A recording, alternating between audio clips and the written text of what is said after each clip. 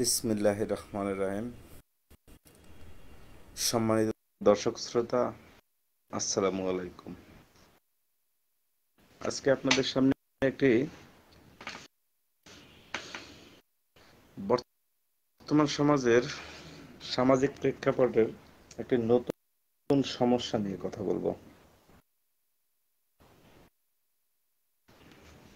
কথা হচ্ছে, আমি লাইভটির টাইটেলে দিয়েছি যে আমাদের দেশে বাল্যবিবাহ এটি একটি বড় সমস্যা। প্রত্যেকটি সমাজে দেখা যায় যে বাল্যবিবাহ হচ্ছেই, বাল্যবিবাহ ঠেকানো যাচ্ছে না। আমাদের সরকার, গণপ্রজাতন্ত্রী বাংলাদেশ সরকার বাল্যবিবাহ রোধে অনেক কাজ করেছে। আইন তো আছেই, আইন করে শাস্তির বিধান রয়েছে। তারপরে আপনার সোশ্যাল ওয়ার্কার, এনজিও সংগঠন, প্রশাসন, মন্ত্রণালয় সব জায়গা থেকে সচেতন করা হচ্ছে, সভা সেমিনার করা হচ্ছে যাতে বাল্যবিবাহ রোধ হয়।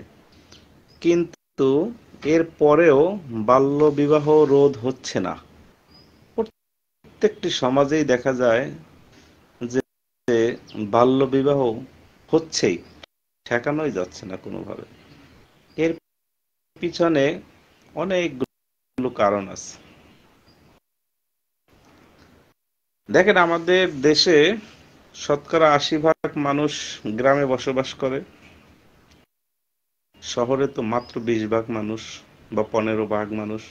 তো অনেকেই বলবেন যে শহরে তো এরকম হচ্ছে না, গ্রামে হচ্ছে, ঠেকানো যাচ্ছে না, বা না ঠেকাতে পারলেই বা কি করব।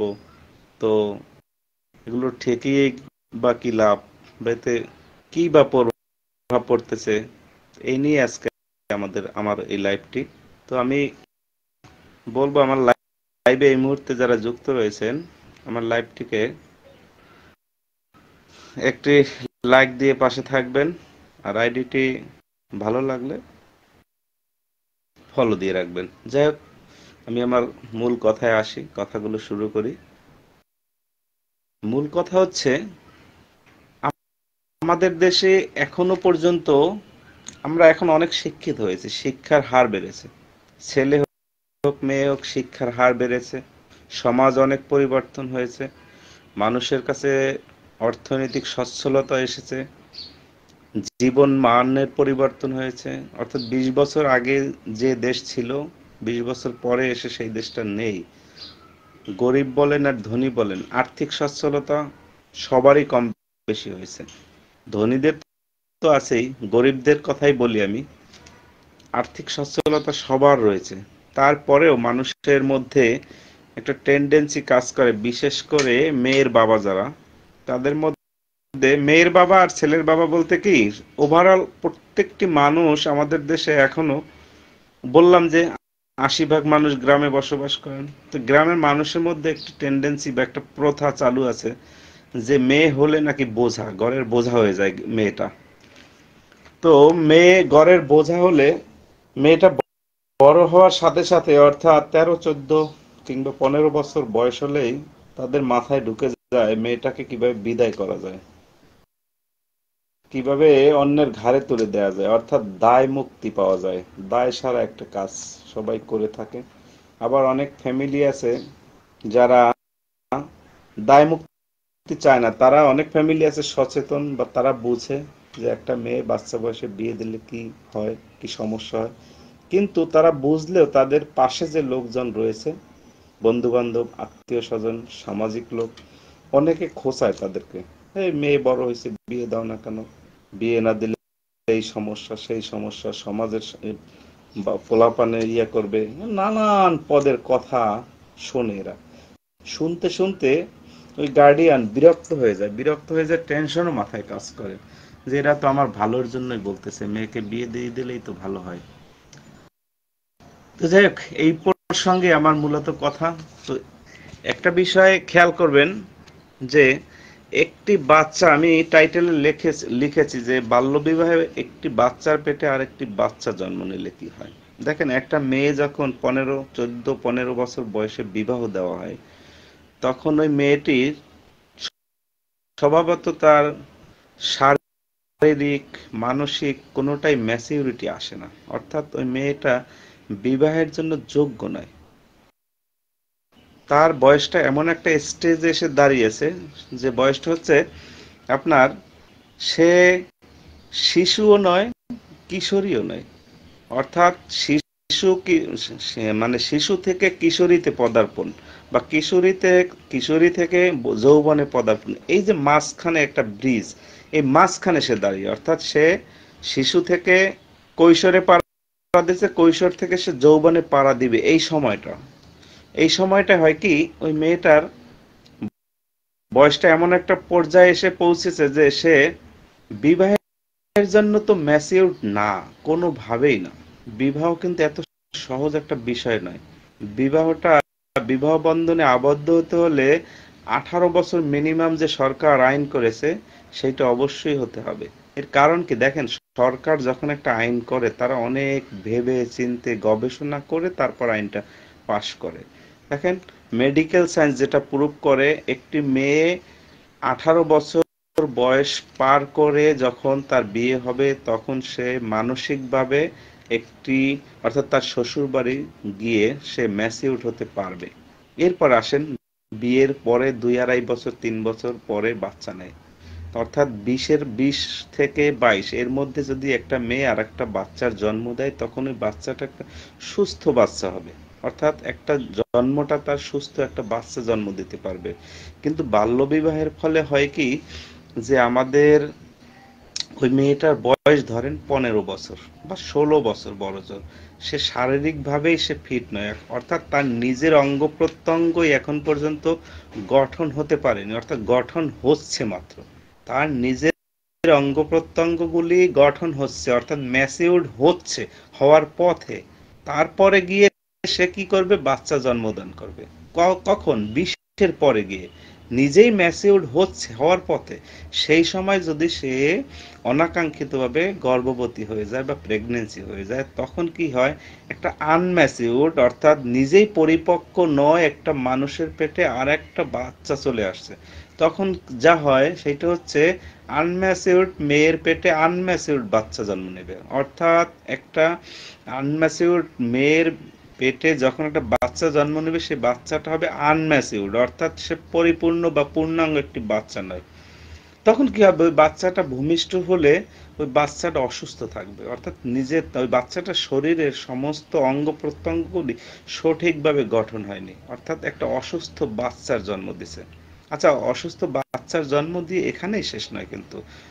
যে মেয়েটা আর একটা বাচ্চার জন্ম দিচ্ছে, অর্থাৎ ওই বাচ্চার মা, সে নিজে যখন বাচ্চাটা জন্ম দিল, সে নিজে তো ম্যাচিউরড এমনিতেই ছিল না, আবার বাচ্চা গর্ভধারণের ফলে কি হলো, তার শরীরে নানান প্রকারের রোগ ব্যাধি দেখা দিল, নানান প্রকার।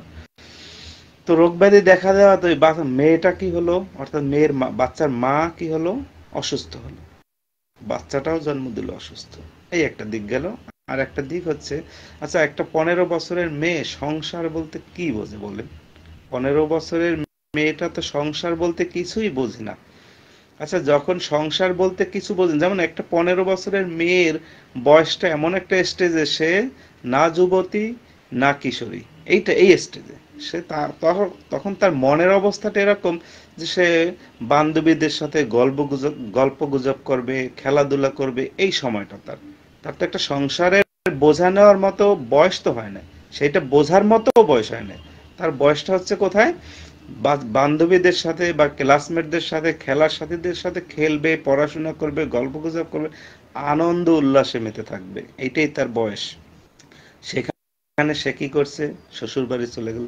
শ্বশুর বাড়ি নামক যে একটি, আমাদের কি বলে এটাকে, সামাজিক বলবো নাকি, যেমন আমার, মানে ওই মেয়েটার বাবার বাড়ি এবং শ্বশুর বাড়ি, বাবার বাড়ি তো বাবার বাড়ি, সেখানে তো আর শ্বশুর বাড়ির লোকজন থাকে না। বাবার বাড়ি থাকলে যে স্বাধীনতাটা সে পেত, সেই স্বাধীনতাটা কিন্তু শ্বশুর বাড়িতে সে কখনোই পাবে না। শ্বশুর বাড়ি গিয়ে তাদের সাথে ম্যাচিউরড হওয়া। যেমন ধরেন একটি বিবাহ বন্ধনটা কিন্তু স্বামী স্ত্রীর সাথে যে বিবাহ বন্ধন সেইটা না, শুধু স্বামী স্ত্রীর সাথেই সম্পর্কের বন্ধন না, এটা কিন্তু দুইটা পরিবারের বন্ধন। একটা মেয়ে শ্বশুর বাড়ি গেলে তার সবার সাথে মিলে মিশে কাজ করতে হয়। শ্বশুরের মন জোগাইতে হবে, শাশুড়ির মন জোগাতে হবে, ননদ থাকলে, জ্যা থাকলে, তা দেবর থাকলে, এদের সবার সাথে তাল মিলিয়ে চলতে হবে। কিন্তু দেখেন, একটি 15 বছরের বাচ্চা শ্বশুর বাড়ি গিয়ে কিভাবে তাদের সাথে ম্যাচে উঠাবে? কারণ ও নিজেই তো একটি বাচ্চা। সেইখানে একটি সামাজিক সমস্যা, মানে অর্থাৎ পারিবারিক কলহের সৃষ্টি হয়। যখন পারিবারিক কলহের সৃষ্টি হয়, তখন স্বাভাবিকভাবে এই মেয়ের উপরে টর্চার হবে। কারণ ও নিজেই তো বাচ্চা, ও তো ম্যাচিউর করার মতো বয়স হয়নি, বা ওর ওই জ্ঞানও নেই। তখন কি হয়, একটা পারিবারিক কলহের তৈরি হয়। এর মধ্যে যদি সে মানে একটি বাচ্চার জন্ম দিয়ে ফেলে, তখন ওই মেয়েটার মাথার উপরে কি বলে, আমরা বলি পাহাড় সমান একটা বোঝা তৈরি হয়ে যায়।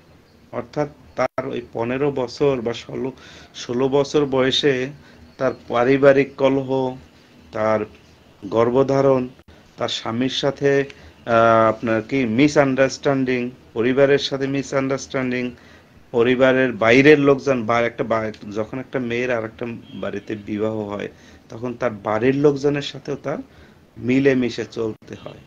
তো এইগুলো সবাইকে মানে ওই একটা মেয়ের পক্ষে সবার সাথে সমান সম্পর্ক বজায় রাখা কোনোভাবেই সম্ভব নয়। কারণ হচ্ছে সে আনম্যাচিউরড একটা মানুষ। তো একটি বিশাল সমস্যার মধ্যে মেয়েটাকে ফেলে দেয়া হচ্ছে। কে ফেলে দিল? তার বাবা, কিংবা তার আত্মীয় স্বজন, বা তার সমাজের মানুষজন। অর্থাৎ একটি মেয়ে যখনই 13, 14, 15 বছর বয়স হয়ে যায়, তখন পরিবারের লোকজনকে, পরিবার যদিও এটা অনেকটা বোঝার চেষ্টা করে যে আমার বাচ্চা বা আমার মেয়ে অনেকটা ছোট, কিন্তু পরিবারের আশেপাশের যে লোকজন আছে, যেমন ধরুন চাচাতো ভাই, মামাতো ভাই, বা পাশের বাড়ির ভাই, বা পাশের বাড়ির এক মুরব্বী, এরা কি করে, এই মানুষগুলো ম্যাক্সিমাম খেয়াল করবেন। আচ্ছা, এখন আমরা যদি আরেকটা পরিসংখ্যানে আসি, পরিসংখ্যানটা হচ্ছে আমাদের দেশে সাম্প্রতিককালে গত ধরেন 20 বছরে মানুষ মোটামুটি শিক্ষিত হয়েছে, গত 20 বছরে। তো সেই 20 বছরের যে সংখ্যাটা যারা শিক্ষিত হয়েছে, তাদের বয়সটা কত? 40 বা 45 সর্বোচ্চ। বা মোট কথা হচ্ছে 40-এর মধ্যে এখন যাদের বয়স, 40-এর মধ্যে, এদের ম্যাক্সিমাম মানুষগুলো কিন্তু মোটামুটি শিক্ষিত। কিন্তু 50, 60, 65, 70, 80 বছর, অর্থাৎ 40, ধরেন আমি ধরলাম যে 50 বছরের মধ্যেই যারা আছে এরা মোটামুটি শিক্ষিত। এর উপরের যে মানুষগুলো, অর্থাৎ মুরব্বী, 50+ হয়ে গেলে তো সে মুরব্বীর মধ্যে পড়ে। আর তাদের কথাই কিন্তু বর্তমান সমাজের মানুষগুলো, তাদের কথাই মোটামুটি এখনো চলার চেষ্টা করে, মুরব্বীদের কথায়। তো সেই মানুষগুলো কিন্তু মূর্খ, তারা কিন্তু ওইভাবে শিক্ষার সুযোগ পান নাই, যার কারণে তাদের যে শিক্ষার গলদটা তা রয়ে গেছে। কিন্তু দেখেন, সমাজ কিন্তু সেই মুরব্বীরা চালায় যারা কিন্তু শিক্ষার সুযোগ পান নাই, অর্থাৎ অর্ধশিক্ষিত বা অশিক্ষিত বলি, তারাই কিন্তু প্রভাব বিস্তার করে। কোথায়? সমাজে। তখন কি বলল, যে মেয়ের বাবাকে তারা বলল যে তোমার মেয়ে বড় হয়ে গেছে, বিয়ে দিয়ে দাও। অনেকে প্রস্তাবও নিয়ে আসে, অমুকের ছেলে, অমুকের ছেলে, অমুকের ছেলে আছে, এই ছেলে চাকরি করে, এই ছেলে এই করে, এই ছেলে ওই করে, মেয়েটা তাড়াতাড়ি বিয়ে দিয়ে দাও, মেয়ে বড় হয়েছে, মেয়েকে বিয়ে না দিলে সমস্যা। এই নানান পদের কথা বলে বলে বলে বলে বলে বলে মেয়ের বাবাকে একেবারে কান ভারী করে ফেলে। ভারী করে ফেলার কারণে মেয়ের বাবা কিন্তু বাধ্য হয়ে এই মেয়েটাকে বিয়ে দিচ্ছে। আচ্ছা, এখন এই যে মেয়ে, যে কথাই পূর্বে আলোচনা করলাম, যে তার শ্বশুর বাড়িতে যে একটা বিশাল বোঝা মাথায় নিয়ে আসে, তো সেই বোঝার দায়ভারটা আসলে কার? মেয়ের বাবার, নয় সামাজিক লোকগুলোর? এটা আমার প্রশ্ন। যদি আপনাদের জানা থাকে, আমার এই ভিডিও দেখে বুঝে যদি জানা থাকে, আমাকে উত্তর দেবেন আশা করি। আচ্ছা, এইবার আসি মেয়েটার পরিণতির দিকে আসি। তো মেয়েটা তো সেই বোঝা মাথায় নিয়ে চলতেছে। আচ্ছা, আরেকটি বিষয়, সেটি না বললেই নয়, মেয়েটা কিন্তু শারীরিকভাবে আনম্যাচিউরড, এটা আমি পূর্বেই বলেছি। এখানে আরো একটি বিষয় হচ্ছে, মানে ঘটতেছে সমাজে। যেমন দেখেন, 16 বছরের মেয়ে, কিন্তু যে ছেলের কাছে বিবাহ দিচ্ছে সেই ছেলে কিন্তু 30, 35, 40 বছর হয়ে যায়। আমাদের সমাজে এখনো এই প্রথাটা আছে, 30, 35, 40 বছরেও বিয়ে করেন। টাকা পয়সা আছে, মেয়ের বাবাকে বুঝাইছেন সুখে থাকবে ভালো থাকবে। এখন যদি 16 বছরের একটি বাচ্চাকে 35 থেকে 40 বছরের একটা মানুষের কাছে বিয়ে দেওয়া হয়, আচ্ছা এইটা কি কখনোই অ্যাডজাস্ট হবে?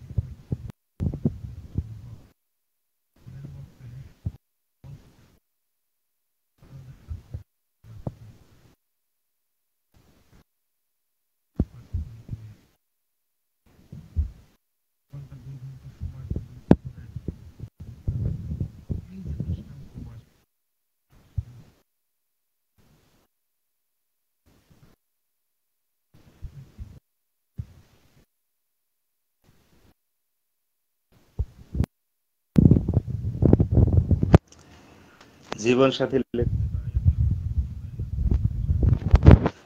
আচ্ছা, যাই হোক, এখন শোনা যায় কিনা একটু বলবেন। যাই হোক, যে কথা বলছিলাম যে 40 বছর আর 16 বছর, বা 35 বছর আর 16 বছর, এই যে অসম বিবাহ, অর্থাৎ অসম সম্পর্ক, এই সম্পর্কটা করার ফলে সম্পর্কটা হয় কিন্তু টাকায়। ছেলের অনেক টাকা আছে, মেয়ের বাবাকে, মেয়ের বাবা যদি সঠিক থাকে, আমি পূর্বে বলেছি যে প্রলুব্ধ করা হয়। ছেলের অনেক টাকা আছে, ছেলে ব্যবসা করে, ছেলে চাকরি করে, ছেলে বিদেশ থেকে আসছে, এই সমস্ত কথা বলে বলে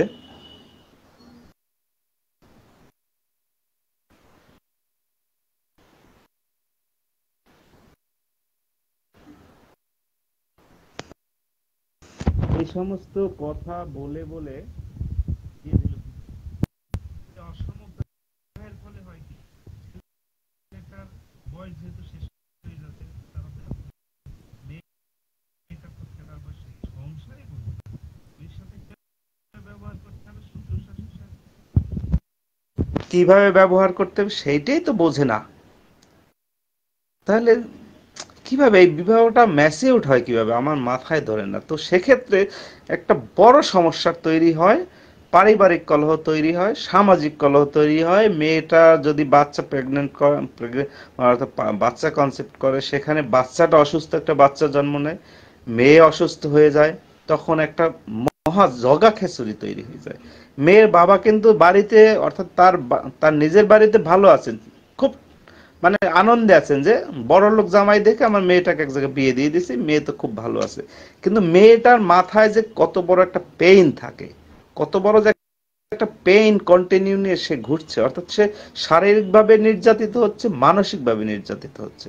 এইটা হতে হতে মেয়েটা একটা সময় আসে যে একেবারে কি বলে, উম একেবারে পাগলের মতো হয়ে যায়। তখন পরিবেশটা এমন দাঁড়ায় যে ওই ছেলের সাথে ওই মেয়ের সম্পর্কটা ছেদ হয়ে যায়, সম্পর্কটা ছেদ হয়ে যায়, নষ্ট হয়ে যায়। তখন কি করলো, ওই মেয়েটা আবার বাবার বাড়িতে রিটার্ন চলে আসলো। মেয়েটা কোথায় আসলো, আবার বাবার বাড়িতে রিটার্ন চলে আসলো একটা বাচ্চা নিয়ে সাথে। তখন আচ্ছা, যখন বিয়েটা দিয়েছিল বাবা, তখন তো মহা আনন্দে মহা ধুমধামের সাথে দিয়েছিল। কিন্তু যখন ওই মেয়ে আবার যখন বাবার বাড়িতে রিটার্ন আসবে, এতদিন যে আদর আনন্দ মানে আপ্যায়নে মেয়েটাকে বড় করেছে, সেই আদরটা কি থাকে? আপনারা কি কখনো দেখেছেন একটা ডিভোর্সি মেয়ে বাবার বাড়িতে রিটার্ন আসলে সেই আদরটা কি থাকে আর কখনো? বন্ধুগণ, এটা উত্তর দিবেন আপনারা। আপনাদের আপনাদের অভিজ্ঞতা থেকে বলবেন যে একটা মেয়ে যখন রিটার্ন বাবার বাড়িতে একেবারে চলে আসে, অর্থাৎ ডিভোর্স নিয়ে চলে আসে, তখন কি সে আদরটা থাকে? আচ্ছা, আদরটা না হয় নাই করলো, আদরটা না হয় করলোই, কিন্তু ওই মেয়েটাকে আবার তো কোথাও না কোথাও সংসার করার জন্য দিতে হবে।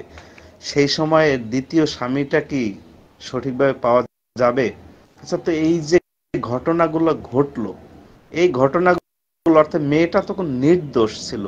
মেয়েটা তো বলেনি আমাকে বিয়ে দিয়ে দাও। মেয়েটা তো বিবাহ করার জন্য প্রস্তুত ছিল না, মানসিক ভাবেও ছিল না, শারীরিক ভাবেও ছিল না, সে চায়ওনি। তাকে তার মতের বাহিরে গিয়ে বিবাহ দেওয়া হইল, তারপরে আবার ডিভোর্স নিয়ে বাড়িতে নিয়ে আসলো। এই যে তার জীবনটাকে নিয়ে যে একটি ছেলে খেলা হলো, এটাকে ছেলে খেলার চেয়েও ভয়ঙ্কর কোনো খেলা থাকলে, অর্থাৎ শব্দ এই মুহূর্তে মনে আসলে বলতাম আমি। এই যে ছেলে খেলাটা করা হলো, এইটার দায়ভার আসলে কে নিবে? এটা আমি অনেক দেখেছি, এরকম ঘটনা, অনেক ঘটনা আমি গ্রামে দেখেছি, সালিশি হতে দেখেছি, ডিভোর্স হতে দেখেছি। এগুলোর দায়ভার আসলে কার? এই দায়ভারটা নিবে কে? আমাদের সমাজের যে ওই অশিক্ষিত মানুষগুলো যে এই সমস্যাগুলো তৈরি করেন সমাজে আজও পর্যন্ত, এই সমস্যার সমাধান কোথায়? বন্ধুগণ, এই সমস্যার সমাধান আমাদের হাতে রয়েছে। আমরা যারা 35, 40, 45, 50 বছরের মধ্যে রয়েছি, আমরা যারা মোটামুটি যারা বুঝি সমাজের এই এই অসংলগ্ন কাজগুলো, এদের এই দায়ভারটা নিতে হবে। কেন দায়ভার নিতে, অর্থাৎ আমি দায়ভারের কথা বলছি এই কারণে, এই ঘটনা না ঘটে, এই ঘটনার পুনরাবৃত্তি না ঘটে, এজন্য আমাদেরকে কাজ করতে হবে।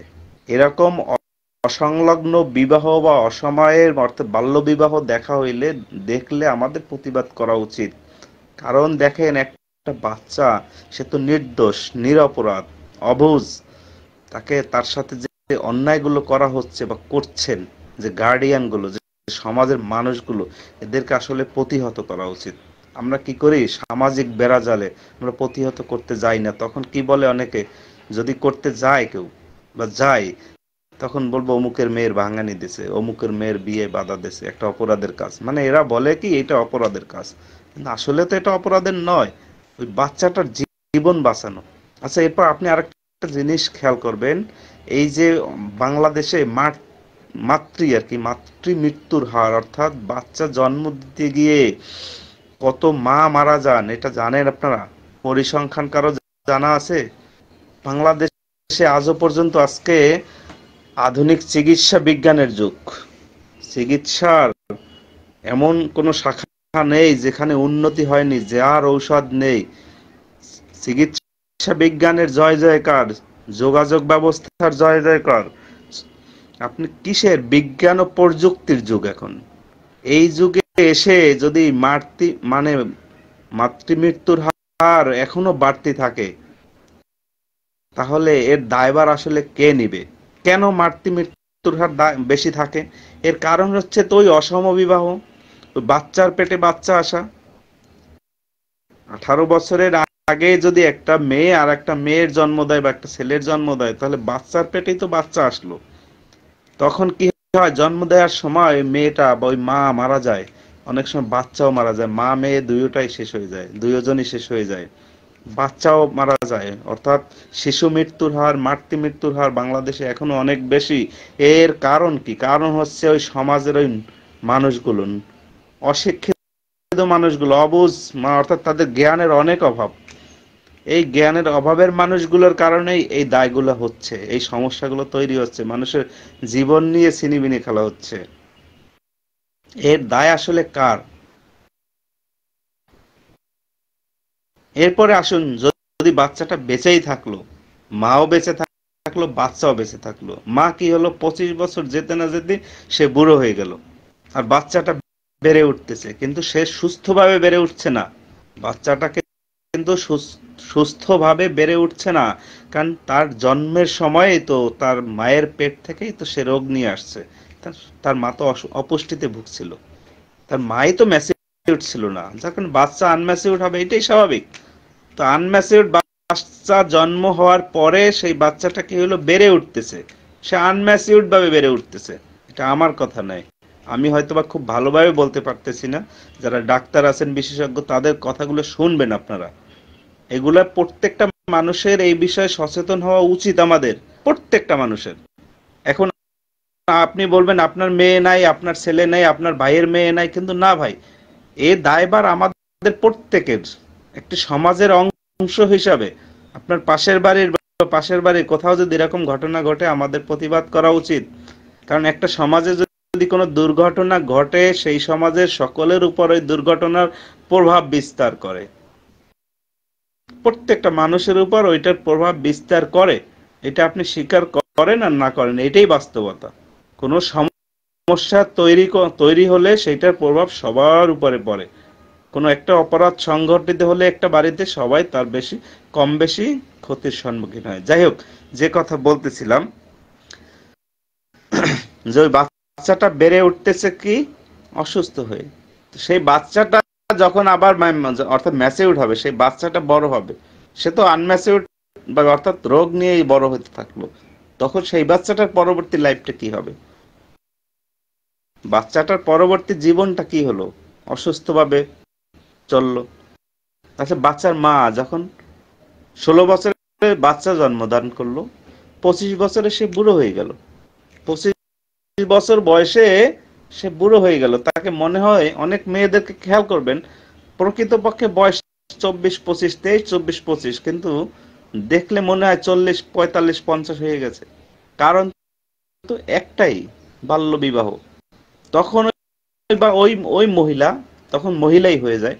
তখন ওই মহিলা কি হয়, তার স্বামীও আছে, সবকিছু আছে, কিন্তু ওই মহিলা কি হয়, স্বামীর সাথে সে সঙ্গ দিতে পারে না, কারণ তার তো সব শেষ করেছে আগেই। সেখানেও একটা কলহের সৃষ্টি হয়। স্বামীর সাথে সেই 25 বছর বয়সে গিয়েও কলহ তৈরি হয়। অর্থাৎ স্বামীর যে শারীরিক চাহিদা সেইটা ওই মহিলা দিতে ব্যর্থ হয়, কারণ তার শরীর তো নানান রকমের রোগ। অর্থাৎ 25 বছর বয়সে সে বুড়ো হয়ে গেছে, যার কারণে স্বামীর সাথে সে ম্যাচিউরড ভাবে শারীরিক সম্পর্ক গড়তে পারছে না। না পারার কারণে স্বামী কি করে, তার নজর বাহিরের দিকে চলে যায়। স্বামী তখন পরকীয়ায় লিপ্ত হয়। তখন পরিবারে আর একটা সমস্যা তৈরি হলো। স্বামী যখন পরকীয়ায় লিপ্ত হয়, তখন পরিবারে আর একটা সমস্যা তৈরি। সেখান থেকে অনেক অনেক অনেক অনেক কিছু ঘটে যেতে পারে। তখন ডিভোর্স হয়ে যেতে পারে। তো ভাই, ওভারঅল এই যে একটা ঝঞ্ঝাট আমাদের সমাজে, বাল্য বিবাহ নিয়ে যে একটি ঝঞ্ঝাট, এই ঝঞ্ঝাটকে নিরসন করতে হবে। ঝঞ্ঝাটকে নিরসন করা উচিত আমাদের। গভর্নমেন্ট অর্থাৎ আমাদের দেশের সরকার যে আইন করেছে, আইনের প্রতি শ্রদ্ধাশীল হয়ে এই সকল সমস্যার সমাধান করা উচিত। আচ্ছা, আইনের যে ধারা অনুযায়ী যে শাস্তির বিধান রয়েছে, তারা তো জানবে না, প্রশাসন তো জানবে না যে অমুক এলাকায় অমুক জায়গায় একটি বিবাহ হচ্ছে। জানবো তো আপনি, আমি, আর একজন। আপনি নিজে প্রতিবাদ না করতে পারেন, প্রশাসনকে খবর দেন, যাতে এই ধরনের বাল্য বিবাহ বাংলাদেশ থেকে উঠে যায়, যাতে কোনো প্রকার বাল্য বিবাহ আপনার চোখের সামনে না ঘটে। কারণ বাল্য বিবাহের ফলে যে কুফলগুলো হচ্ছে বা হইতেছে সমাজে, এখন অনেক দেখতেছি। আত্মহত্যা, স্বামীর হাতে স্ত্রী খুন, স্ত্রীর হাতে স্বামী খুন, শ্বশুর শাশুড়ির সাথে ঝামেলা। ভাই, ঝামেলার কোনো শেষ নেই। শুধুমাত্র সূত্রপাতই হচ্ছে যে অসম বিবাহ বা বাল্য বিবাহ। এই সমস্যার শুরুটা ওখানেই।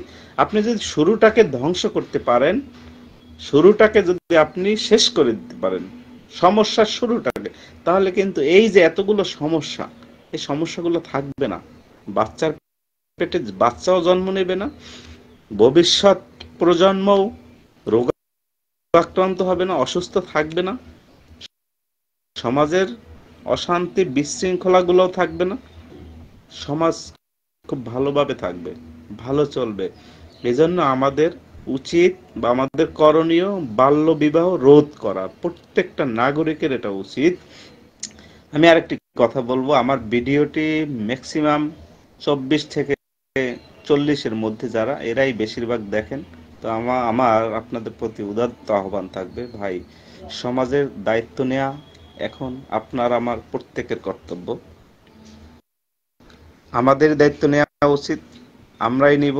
সেক্ষেত্রে সবাই এখন আর এদিক সেদিক অর্থাৎ দায়িত্ব অবহেলা করে পালিয়ে থাকার সময় নেই। আপনার আমার যথেষ্ট ম্যাচিউর বয়স হয়েছে, এই সময়টাই সমাজের দায়িত্ব নেয়ার, এই অসংলগ্ন, বিশেষ করে অন্য কিছু না নেন, অসংলগ্ন কাজগুলোকে প্রতিহত করতে হবে। আসুন আমরা সবাই বাল্যবিবাহকে না বলি। সবাই ভালো থাকবেন, সুস্থ থাকবেন। সবাইকে ধন্যবাদ জানিয়ে আজকের লাইভটি এখানেই শেষ করছি। আল্লাহ হাফেজ।